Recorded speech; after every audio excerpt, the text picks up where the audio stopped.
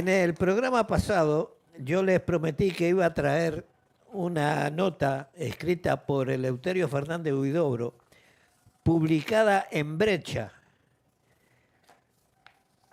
a propósito del 14 de abril de 1972. Esta nota, que estaba guardada en la página web de Brecha, http www.brecha.com.uy, ha desaparecido de la página web, ya no está. Yo cuando la encontré tuve la precaución de imprimirla. Dice así: quiero resaltar a esta columna 15 para que se sepa. Estos compañeros llevaron adelante acciones, no contra pequeños soldados, contra los responsables de los departamentos de inteligencia que torturaban y formaban torturadores. La 15 batió a Lucas, a Morán Charquero, a Maki, a Delega y al más importante de todos los formadores, torturador del imperio, a Mitrione. Eso hizo la 15 y pagó la 15 con la mayoría de los muertos. Los más hermosos muertos que no quiero olvidarme de ninguno. Pero hoy es 14 de abril. Hugo Candán Grajales, Joaquín Schroeder, Catraz Blanco, un compañero, el hijo de la maestra, un niño de 15 años, que la maestrita, hermosa maestra, que algún día quisiera poder hablar contigo. Vivian Perogomari, que trabajaba en la escuela que estaba en Solferino, la paralela Avenida Italia, y cuando vuelve se encuentra con su hijo de 15 años masacrado. Se está refiriendo a los muertos en la calle Pérez Gomar. Y este es el honor de esta gente, ese cuerpo de inteligencia capaz no solo de ametrallar a gente desarmada, porque Joaquín Schroeder había dejado su arma, porque iba limpio a ese lugar. Nadie estaba armado, acribillaron toda la casa y todavía no se conformaron. Tomaron los cuerpos por los pies y les reventaron las cabezas contra la pared, que quedó una masa sanguinolienta, que un familiar veló a Marcos en vez de Joaquín y así viceversa, pero no hicieron mal porque ellos eran hijos del pueblo. El cinismo de Eleuterio Fernández Huidobro fue mayúsculo. Fue el principal impulsor de la división del MLN porque estaba precisamente contra los integrantes de la columna 15.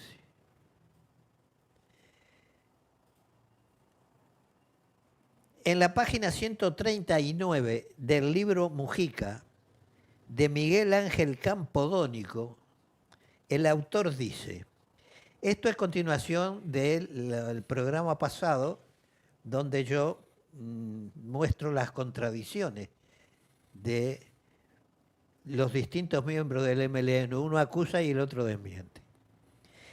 El autor, o sea, Campodónico, dice, a propósito de la posibilidad de la traición, peligro que siempre corren las organizaciones de la naturaleza del MLN, Pepe Mujica se ve obligado a recordar algún hecho que lo tuvo de protagonista en las cloacas de Montevideo. Cuando habla de Héctor Amodio Pérez, el Tupamaro delator, que se convirtió en un instrumento muy eficaz de la policía para ubicar locales e identificar a militantes clandestinos, no lo hace con resentimiento. Al menos la expresión del rostro y el tono de la voz continúan siendo los mismos de siempre. Parece evidente que hace tiempo que ha entendido que se trata de un tema insoslayable, de modo que acepta referirse a él con serenidad, a pesar de que la inevitable exhumación de recuerdos que hablan del daño que Amodio Pérez le causó a la organización. Ahora es Mujica el que habla y dice, Amodio fue administrativamente un hombre eficiente y ordenado. Estuvo en el núcleo de quienes inicialmente quedaron clandestinos. Era un militante que había venido del Partido Socialista. No estuvo desde el origen mismo, pero llegó muy cerca del principio. Ahora no recuerdo si había llegado con el grupo que acompañó a Manera, pero es incuestionable que fue uno de los primeros compañeros. Con los elementos de juicio que tengo, estoy convencido de que al menos hasta determinado periodo, Amodio no fue un infiltrado, era un Tupamaro convencido. Lo que le pasó después por la cabeza no lo sé. Hasta hace algunos años yo tenía la impresión de que era un hombre débil que en un momento crítico, cuando cayó, decidió canjear su situación por la colaboración. Después, hilando más fino, tuve elementos de sospecha, como para pensar que antes tuvo alguna convivencia con el enemigo. Por ejemplo, nosotros habíamos sufrido la desaparición de una serie de fotografías de compañeros clandestinos, y la explicación que se dio fue que se habían perdido por accidente. Y después resultó que estaban en poder de los servicios de inteligencia.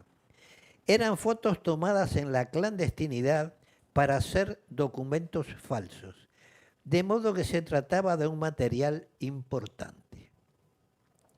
Amodio cayó en un momento en el cual estaba muy mal, realmente mal. Había sido dado de baja de la organización 3 o 4 días antes.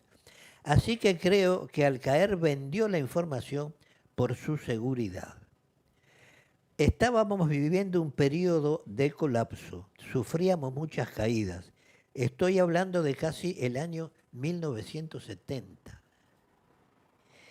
El hecho sustancial fue que Amodio tenía discrepancias. Recuerdo que nos encontrábamos en un local clandestino al que le habíamos dado una cobertura legal como casa de familia. Ese local tenía salida a una cloaca en construcción. Y fue ahí donde me planteó que quería irse a Chile a ocuparse del trabajo que estaba haciendo otro compañero con la gente que se había ido después de salir de la cárcel. En ese momento nos estaban golpeando mucho. Eran los días posteriores a la caída del local de la calle Amazonas, cuando hirieron a Fernández Huidobro, mataron a 2 o 3 compañeros y cayeron otros. Esa misma tarde tuvimos que salir disparando del local por la cloaca. Entonces a él lo llevaron a otro local y querían hacerle documentos y esas cosas. Él me había planteado su aspiración por la mañana en una reunión aparte.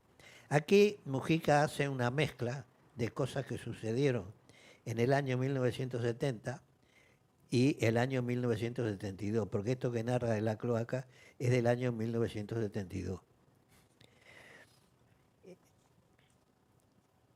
Continúa Mujica. Efectivamente, lo llevaron a ese otro local y nosotros antes de la noche tuvimos que rajar. En el grupo de los que disparábamos estaba Alicia Rey, la compañera. Nos fuimos por la cloaca, nos persiguieron y estuvieron casi 2 días adentro. Al final salimos cerca de la Rambla, por donde estaba Quibón, pero estuvimos escondidos en las propias cloacas casi hasta el otro día de noche. Hubo un tiroteo y la compañera de Amodio, que había tenido un accidente en una motoneta y todavía estaba convaleciente, decidió entregarse. Le gritó a los milicos desde el caño en el cual estábamos escondidos y se entregó. Los otros compañeros me siguieron a mí, menudearon los tiros, hirieron a otra compañera, de modo que nos fuimos al local en el cual estaba funcionando el ejecutivo. Aquí Mujica oculta que Alicia se entregó para salvarlos a ellos. Tal como lo cuenta, parece que Alicia se entregó y se fue a los milicos. No, a Alicia la sacaron de los pelos de la cloaca, porque no se podía mover. Y ellos, Mujica incluido, no hicieron absolutamente nada por ayudarla. Ella les dijo: Ulpiano, yo me entrego y ustedes váyanse. Ese local, continuó Mujica, quedaba detrás del mercado agrícola, era una fonda, el Santizo. y tenía una espléndida cobertura. Se trataba de una fonda que trabajaba mucho. Tiempo después cayó. Entonces, cuando llegamos al local, yo transmití lo que me había planteado Amodio. Sendik, que se había incorporado al Ejecutivo después de volver del norte, dijo que dadas las responsabilidades que había tenido Amodio, quien había integrado incluso el Ejecutivo, y teniendo en cuenta el momento tan difícil que estaba viviendo la organización, correspondía darlo de baja. Esto es mentira. Lo que Sendik me dijo fue todo lo contrario. Dado los puestos que vos ocupaste, no se te puede dar de baja. Lo que no podían era explicar por qué me daban de baja. Eso era lo que no podían explicar. Dice Mujica, darlo de baja significaba sacarlo del país y chau, no era más que eso. De modo que se tomó esa decisión. Se trajo a Amodio y se le comunicó lo que había resuelto. No se me traje, yo estaba ahí. Estaba antes que Mujica. Lo que pasa es que había salido a buscarlos precisamente, porque yo los había dejado en las cloacas de Positos. De ahí se fue a otro local que quedaba por Villa Dolores y que sería donde él iba a caer. Aquí se confunde otra vez. El local de Villa Dolores de donde rajamos. A mí me detuvieron en Gaboto y Maldonado. Lo cual pudo haberlo inducido, no digo que haya sido así necesariamente, a que tomara la actitud que en definitiva tomó. El hecho fue que entró a colaborar.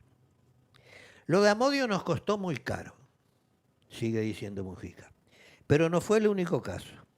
Hubo un hombre del interior, Piris Bude, cuyo nombre se difundió mucho menos, que desde un punto de vista práctico nos debe haber costado bastante más que lo de Amodio. Entró a colaborar ni bien cayó, y como él conocía muchísimo de lo que teníamos en el interior, nos hizo pagar un costo altísimo. Ahora bien, en la página 67 del libro Marenales,